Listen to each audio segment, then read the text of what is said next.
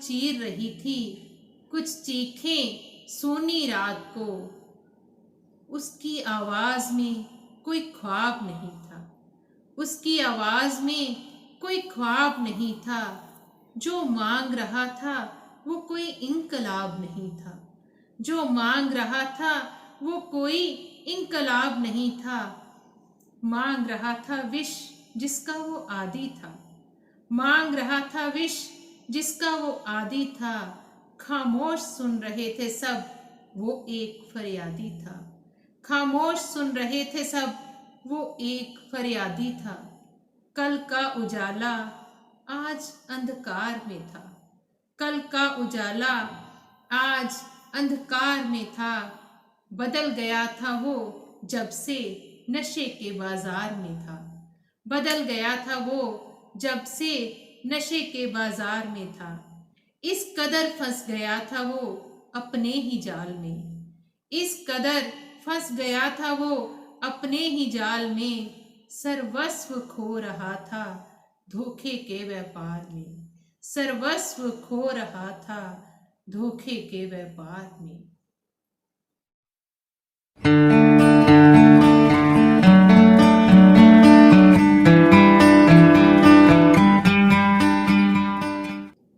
प्रिय विद्यार्थियों, नमस्कार। हिंदी शिक्षण की आज की कक्षा में मैं कंचन वासन सरकारी कन्या हाई स्कूल शाहकोट जालंधर से आपका स्वागत करती हूँ। आज मैंने जो पाठ चुना है वो वर्तमान युग की ज्वलंत समस्या पर आधारित है।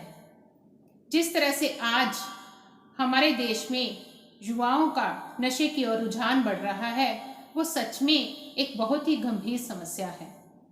वो युवा वर्ग जो हमारे राष्ट्र का उज्जवल भविष्य है, हमारे राष्ट्र की शक्ति है, उसे आज नशे के कीड़े ने ऐसे जकड़ लिया है जैसे कोई हिंसक जानवर अपने शिकार को जकड़ लेता है। और यह कीड़ा ऐसा होता है कि उसे मृत्यु के बाद ही छोड़ता है। तो चलिए पढ़ते हैं आज यतीश अग्रवाल जी का लिखा निबंध एक अंतहीन चक्रव्यूह, जिसमें उन्होंने नौजवानों में फैल रही नशे की लत तथा उसके घातक परिणामों के बारे में बखूबी दर्शाया है।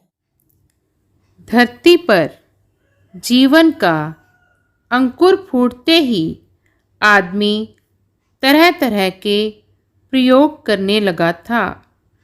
नशे की मायावी दुनिया से उसका प्रथम परिचय उन्हीं दिनों हुआ।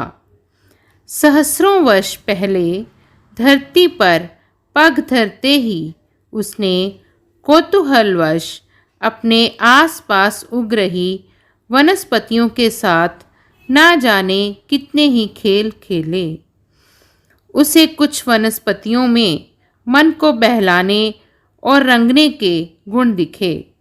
समय की धारा में वह निर्बुद्धि उनके चक्रव्यूह में ऐसा फंसा कि उसे सुध ही ना रही और वह इनका बंदी बन गया।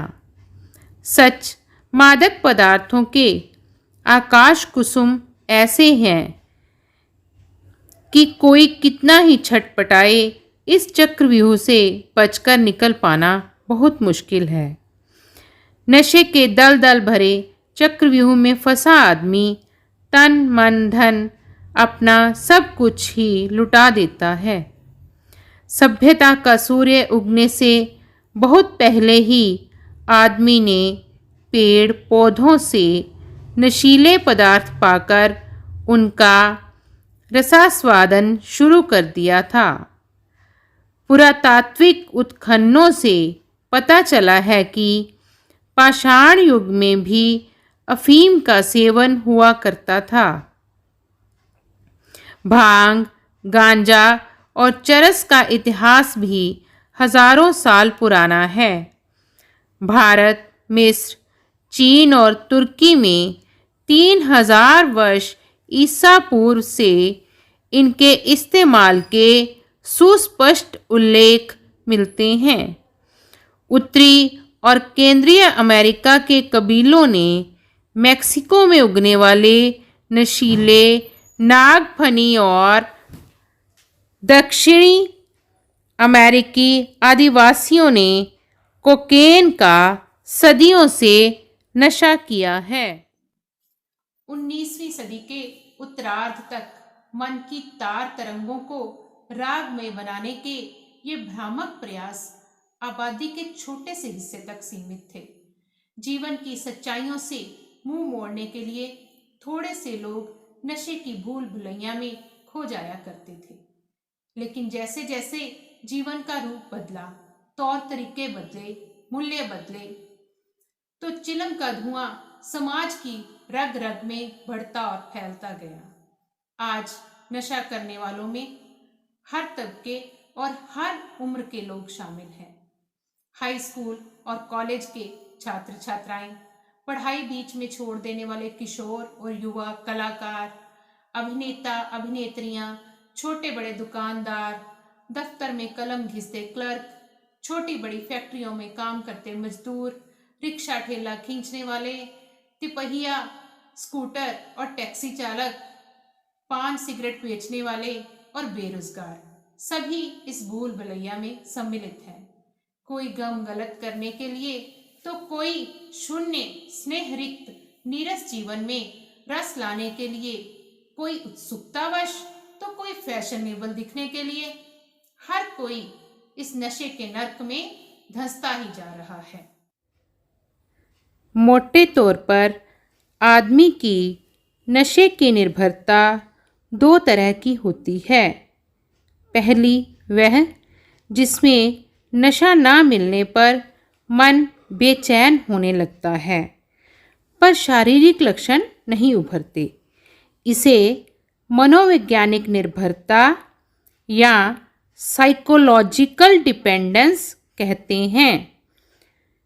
कुछ नशों में मन के बाद शरीर भी नशे का इतना गुलाम हो जाता है कि अगली खुराक ना मिलने पर छटपटाने लगता है। धीरे धीरे खुराक की मात्रा भी बढ़ती जाती है। यह दूसरी अवस्था शारीरिक निर्भरता या फिजिकल डिपेंडेंस के दर्जे में आती है। इसे ही व्यसन या ड्रग एडिक्शन भी कहते हैं। नशे की शुरुआत अक्सर किसी दोस्त या साथी के कहे में आकर होती है। यह एक अनुभव ही कई बार आगे चलकर व्यसन में तब्दील हो जाता है। अवसाद, तनाव, विफलता, हताशा आदि मन को कमज़ोर बनाने वाली स्थितियां भी आदमी को नशे की ओर धकेल सकती हैं। मन का संतुलन खोजता आदमी एक अंतहीन चक्रव्यूह में फंस जाता है। कुछ इस गलतफहमी का शिकार हो जाते हैं कि नशा कल्पनाशीलता और सृजनात्मकता को बढ़ाता है, जबकि वास्तविकता यह है कि नशा करने से मनन क्षमता क्षीण हो जाती है और व्यक्ति अपना स्वास्थ्य भी गंवा सकता है। कुछ विद्यार्थी परीक्षा के दिनों में यह सोचकर भी नशीली दवाएं लेने लगते हैं कि इससे उनकी मानसिक एकाग्रता बेहतर बन जाएगी, पर होता उल्टा है। व्यक्तित्व की कुछ खामियां भी आदमी को नशे में डुबो सकती हैं। जरा जरा सी बात पर चिंता, तनाव, अवसाद और मन में हीन भावना का घर कर जाना नशे की तरफ ले जा सकता है। हर नशा मन की दुनिया पर गहरा असर डालता है। ज्यादातर मादक पदार्थ सुख की भ्रांति भाव पैदा करते हैं। आदमी पर मदहोशी सी छा जाती है और मन कुछ सोच ही नहीं पाता। LSD और PCP नाना प्रकार के भ्रम राक्षस इल्यूजन उत्पन्न करते हैं। रंगों में सुर्खी आ जाती है, खुद का अस्तित्व परिवेश में मिटता लगता है और मन अद्भुत कल्पनाओं की उड़ान भरने लगता है। कैनाबिस लेने के बाद मन प्रमत्त हो उठता है। बेवजह हंसी और रुलाई छूटने लगती है और वास्तविकता से नाता टूट जाता है। कोई चीज़ बड़ी दिखती है तो कोई छोटी, सुबह शाम दिखती है और शाम सुबह। अपना शरीर ही अपरिचित सा दिखने लगता है। एम्फेटामिन दवाएं विभ्रम पैदा करती हैं। आदमी दृष्टि भ्रम और श्रुति भ्रमों से घिर जाता है। कोकेन के सेवन से कभी यह आभास होता है कि मानो त्वचा के नीचे असंख्य कीड़े रेंगने लगे हैं। लगभग सभी नशों का लगातार सेवन मनन क्षमता और स्मरण शक्ति को कमज़ोर बना देता है। रोगी पर आलस्य छाया रहता है और वह पोस्ती हो जाता है। किसी कामकाज में मन नहीं लगता। स्वभाव चिड़चिड़ा हो जाता है। ज़रा ज़रा सी बात पर झूठ बोलने की आदत बन जाती है। पहनावे और व्यक्तिगत स्वच्छता के प्रति लापरवाह हो जाता है। शंकालु भाव हावी होने पर मरने मारने पर उतारू हो जाता है। नशा करने वाले लोगों में आत्महत्या की दर भी अधिक पाई गई है। नशीले पदार्थों का सेवन शरीर पर भी कई दुष्प्रभाव डालता है। भूख मर जाती है, जिससे शरीर दुर्बल हो जाता है और रोगों से लड़ने के काबिल नहीं रहता। यही कारण है कि नशा करने वालों में तपेदिक, HIV और दूसरे संक्रामक रोग अधिक पाए जाते हैं। मतली, कै और शरीर के दर्द भी उन्हें सताते हैं। सिगरेट और चिलम के सहारे नशा करने वालों के फेफड़े रुगण हो जाते हैं। यह लोग बिना फिल्टर की सिगरेट पीते हैं और नशे का पूरा रस लेने के लिए उसका धुआं देर तक भीतर रोक के रखते हैं। इससे वात स्फीति, दमा फूलने का एक रोग हो जाता है और फेफड़े का कैंसर होने की आशंका कई गुना बढ़ जाती है। पूरे समूह में एक ही टीके से नस में नशीली दवा लेने वालों में यकृत शोथ, हेपेटाइटिस बी और HIV एड्स का खतरा बढ़ जाता है। मन और तन की ये रुग्णताएं रोगी के पारिवारिक और सामाजिक जीवन को भी खंडहरों में बदल देती हैं। वह अपनों का प्यार और साथ खो बैठता है और दुनिया में निरपट अकेला हो जाता है। नौकरी छूट जाती है, मित्र और सगे संबंधी छूट जाते हैं। आर्थिक समस्याएं दिनों दिन बढ़ती चली जाती हैं। इसके बावजूद तन और मन की छटपटाहट नशे की अगली खुराक पाने के लिए उससे अनेक अपराध करवाती हैं। चोरी, नशे की बिक्री, तस्करी आदि अपराध के जाल में वो फंसता चला जाता है और एक अपराधी का जीवन जीने के लिए विवश हो जाता है। दूसरी ओर इन मादक पदार्थों के व्यसन से मुक्ति पाना इतना आसान भी नहीं होता। शारीरिक असक्तता उत्पन्न करने वाले नशे समय से पहले अगली खुराक ना मिलने पर तन और मन के भीतर एक गहरी तड़प पैदा कर देते हैं। ये व्यवहार लक्षण नशा ना मिलने के चंद घंटों से शुरू हो जाते हैं और 10 से 14 दिन तक कायम रहते हैं। इस चक्रव्यूह से निकलने के लिए उसे चिकित्सीय सहायता की आवश्यकता होती है। नशे के चंगुल से मुक्त कराने में मनोरोग विशेषज्ञ विशेष रूप से मदद कर सकते हैं। नशा मुक्ति के लिए वे कई प्रकार की चिकित्सीय पद्धतियाँ व्यवहार में लाते हैं। कुछ नशीले पदार्थों से छुटकारा दिलाने के लिए डॉक्टर नशे की खुराक घटाते हुए उसे धीरे धीरे बंद करते हैं, तो कुछ नशों को बंद करने के लिए ऐसी दवाएं दी जाती हैं जिनसे तन मन की छटपटाहट नियंत्रण में रहती है। उपचार का यह प्रथम चरण प्राय 2 हफ्ते तक चलता है। इस दौरान रोगी को अस्पताल में भर्ती करना पड़ सकता है। मादक पदार्थों के चंगुल से निकलने के उपरांत उपचार का दूसरा चरण शुरू होता है।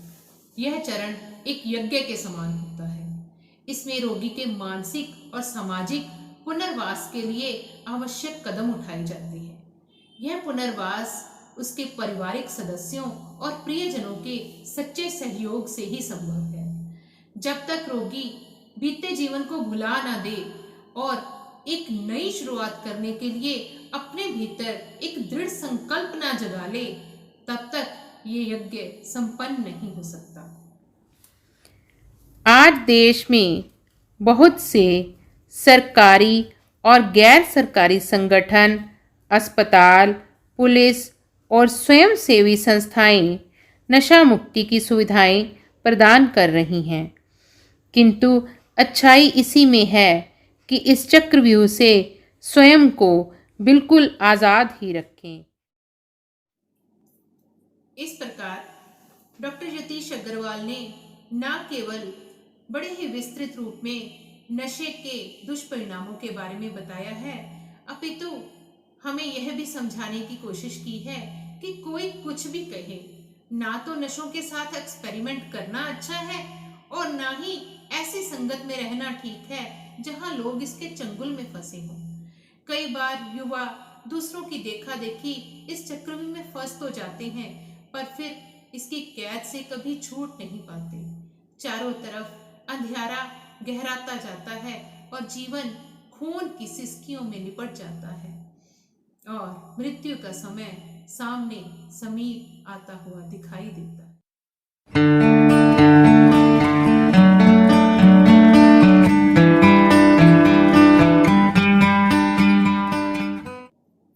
प्रिय विद्यार्थियों, इस प्रकार आपने इस पाठ को अच्छी तरह से पढ़ भी लिया है और समझ भी लिया है।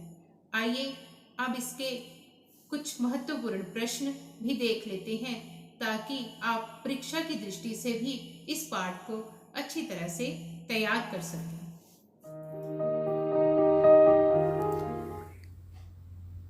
पहले करते हैं 1-2 पंक्तियों में उत्तर लिखने वाले प्रश्न। इन प्रश्नों का उत्तर आपने केवल 1 या 2 वाक्यों में ही लिखना होता है। पहला प्रश्न देखिए, नशे के चक्रव्यूह में फंसा आदमी क्या कुछ लुटा देता है? अब आपने अगर पाठ को अच्छी तरह से समझा है तो आपको समझ आ गया होगा कि नशे के चक्रव्यूह में जब कोई फंस जाता है तो वो केवल शारीरिक रूप से और मानसिक रूप से बीमार ही नहीं होता, अपितु अनेक आर्थिक समस्याओं से भी घिर जाता है। तो इस प्रश्न का उत्तर बनेगा, नशे के चक्रव्यूह में फंसा आदमी अपना तन, मन, धन सब कुछ लुटा देता है। दूसरा प्रश्न, व्यसन या ड्रग एडिक्शन किसे कहते हैं? यहाँ व्यसन या ड्रग एडिक्शन एक ही शब्द है। व्यसन हिंदी में और ड्रग एडिक्शन अंग्रेजी का शब्द है। इसका अर्थ है कि नशे के गुलाम बन जाना।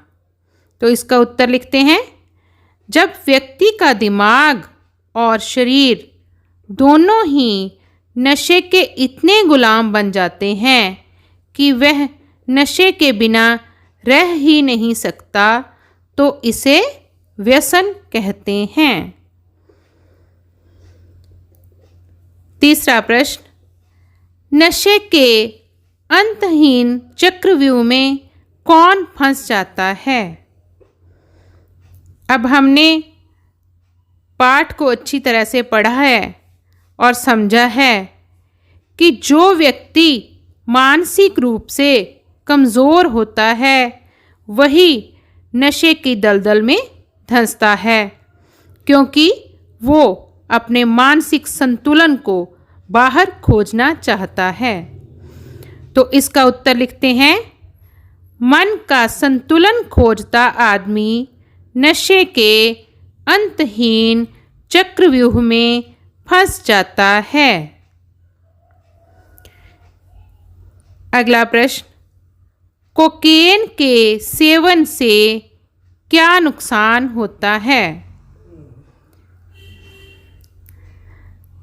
अब अगर आपने निबंध ध्यान से पढ़ा है तो आपने कोकेन नामक नशीली दवा के बारे में भी सुना है।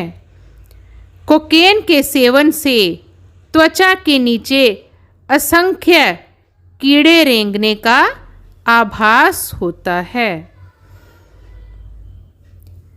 अगला प्रश्न, नशा करने से पारिवारिक और सामाजिक जीवन पर क्या असर पड़ता है? हमने पढ़ा था कि इंसान जब नशे की दलदल में धंसता है तो वो केवल अपने परिवार से ही दूर नहीं होता, अपितु अपने रिश्तेदारों और मित्रों, सगे संबंधियों सबसे उसका प्यार कहीं खो जाता है। तो इसका उत्तर लिखते हैं, नशा करने से पारिवारिक और सामाजिक जीवन नष्ट हो जाता है, अपनों का प्यार और साथ खो जाता है। अगला प्रश्न, नशा करने से आर्थिक जीवन पर क्या असर पड़ता है?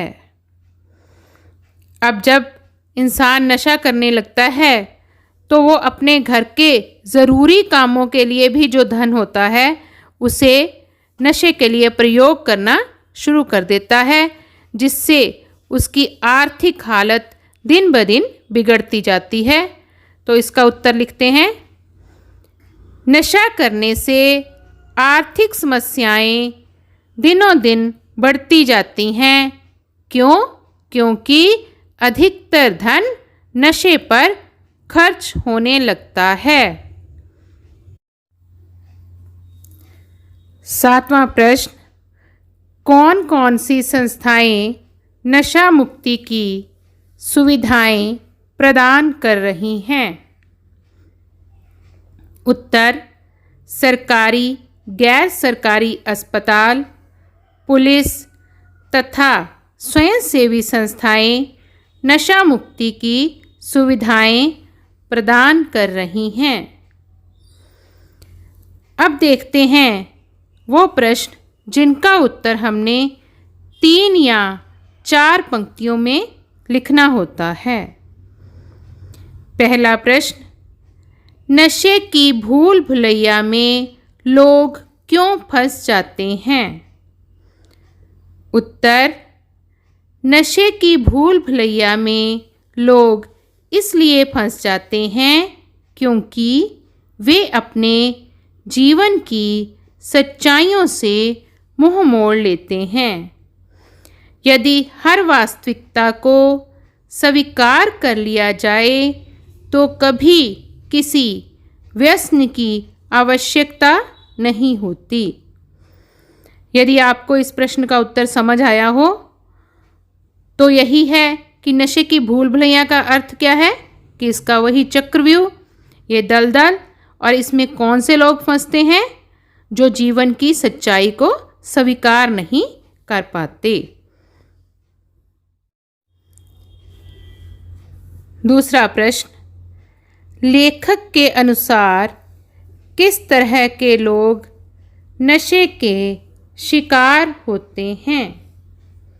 उत्तर, लेखक के अनुसार कोई गम दूर करने के लिए तो कोई शून्य स्नेहरिक्त जीवन में रस लाने के लिए नशे का शिकार हो जाता है।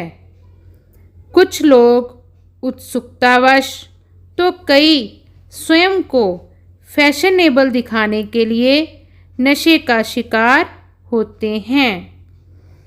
तो आपने जब ये निबंध पढ़ा तो इस बात को समझा होगा कि अधिकतर युवा वर्ग फैशनेबल दिखने के लिए नशे की दलदल में फंस जाता है और फिर इस चक्रव्यूह में धंसता ही चला जाता है।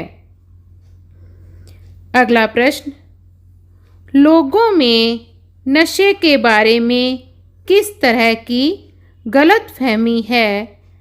पाठ के आधार पर उत्तर दीजिए। अब इस प्रश्न का उत्तर लिखते समय आपने यह बात विशेष ध्यान में रखनी है कि आपने लोगों के अंदर व्याप्त गलतफहमी लिखनी है, लेकिन केवल पाठ के आधार पर, अर्थात जो बात पाठ में कही गई है। यहाँ यतीश अग्रवाल जी ने बड़े स्पष्ट शब्दों में लिखा है कि लोगों में नशे के बारे में गलतफहमी है कि नशा कल्पनाशीलता और सृजनात्मकता बढ़ाता है, जबकि यह कथन बिल्कुल निराधार है। अब आपको समझ आ गया होगा कि कोई भी नशा इस तरह का नहीं है जो कि आपकी सृजनात्मक शक्ति को बढ़ा सके। अगला प्रश्न देखते हैं। नशा करने वाले व्यक्ति के स्वभाव में क्या परिवर्तन आ जाता है? अब हमने अपने दैनिक जीवन में भी देखा है कि जो व्यक्ति किसी भी नशे का शिकार हो जाता है उसका स्वभाव अक्सर चिड़चिड़ा हो जाता है। वह छोटी छोटी बातों पर क्रोध में आ जाता है या फिर तनावग्रस्त हो जाता है। उसे झूठ बोलने की आदत पड़ जाती है क्योंकि उसे अपने नशे को खरीदने के लिए अक्सर रुपयों की आवश्यकता रहती है। वह आलसी हो जाता है, वह शंकालु बन जाता है। इतना ही नहीं, वह अलग अलग तरह के सामाजिक अपराधों का भी कई बार हिस्सा बन जाता है। लेकिन इस प्रश्न के उत्तर में केवल हमने उसके स्वभाव में आए हुए परिवर्तन ही लिखने हैं। पांचवा प्रश्न, नशा करने से कौन कौन सी भयंकर बीमारियां होती हैं? उत्तर, नशा करने से एड्स, हेपेटाइटिस, वातस्फीति, दमा, खांसी आदि अनेक भयंकर बीमारियां हो जाती हैं। जो जागती है ज़मीर तो अब भी जाग जाओ, जो जागती है ज़मीर तो अब भी जाग जाओ। वक्त कह रहा है दूर इस बुराई से भाग जाओ, वक्त कह रहा है दूर इस बुराई से भाग जाओ। संभल जाओ कि राह अभी बाकी है, संभल जाओ कि राह अभी बाकी है। तमाम उम्मीदें हैं तुमसे, तमाम उम्मीदें हैं तुमसे जो पूरी करना बाकी है। अनेकों उम्मीदें हैं तुमसे जो पूरी करना बाकी है। धन्यवाद।